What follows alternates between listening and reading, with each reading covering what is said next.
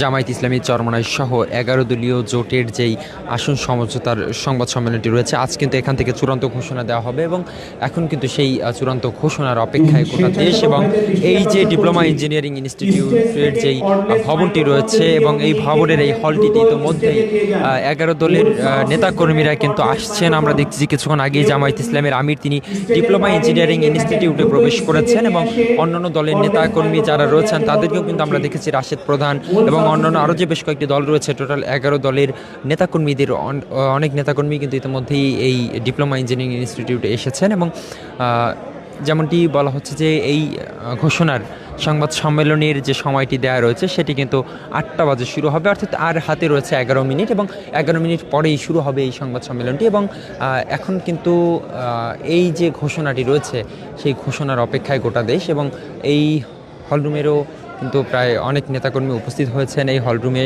এই ঘোষণা শোনার জন্য। আপনার যদি একটি বিষয় বলে রাখি যে এখানে কিন্তু গণমাধ্যম কর্মী এবং ১১ দলের যে বিভিন্ন নেতাকর্মীরা রয়েছে তারাও কিন্তু উপস্থিত রয়েছে এই ডিপ্লোমা ইঞ্জিনিয়ার্স ইনস্টিটিউটের মুক্তিযোদ্ধা হল যেটি রয়েছে সেখানে।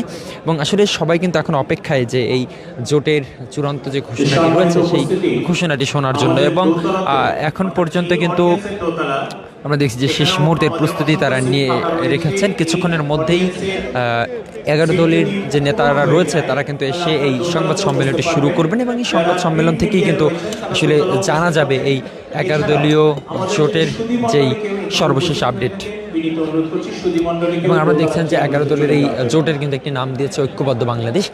সেই ঐক্যবদ্ধ বাংলাদেশ জোট কিছুক্ষণের মধ্যেই তাদের চূড়ান্ত যে আসন সমঝোতার বিষয়টি কিন্তু তারা স্পষ্ট করবেন। এবং এই ১১ দলের যে জোটটি রয়েছে এই জোটের আসন সমঝোতার চূড়ান্ত যে আপডেটটি রয়েছে সেটি শোনার জন্য কিন্তু সারা দেশ এই মুহূর্তে তাকিয়ে রয়েছে এইদিকে। এবং সেই সঙ্গে এই হলেও কিন্তু আমরা দেখছি প্রায় শতাধিক নেতাকর্মী বিভিন্ন দলের তারা কিন্তু এখানে এসেছেন এই ঘোষণাটি শোনার জন্য। এবং এক কথা বলা চলে যে এই ঘোষণার অপেক্ষায় কিন্তু রয়েছে সবাই মুখিয়ে, আসলে কখন সেই ঘোষণাটি আসবে। এবং আপনারা কিন্তু দেখছেন যে গণমাধ্যম কর্মীদের উপস্থিতি এবং এই যে ১১টি দল যারা রয়েছেন ঐক্যবদ্ধ বাংলাদেশ এই ব্যানারে, তাদের কেন্দ্রীয় নেতারাও কিন্তু এর মধ্যে এসেছেন। আপনাদের যদি বিষয় বলে রাখি যে ১১ দলের সকল নেতাকর্মীরা রয়েছেন চরমনাই খিলাফত আন্দোলন, খিলাফত মজলিস সহ আরও জামায়াত ইসলামী সহ যে কয়েকটি রাজনৈতিক দল রয়েছে তাদের কেন্দ্রীয় নেতাদের আমরা এখানে আসতে দেখেছি এই ডিপ্লোমা ইঞ্জিনিয়ার্স ইনস্টিটিউটে। এবং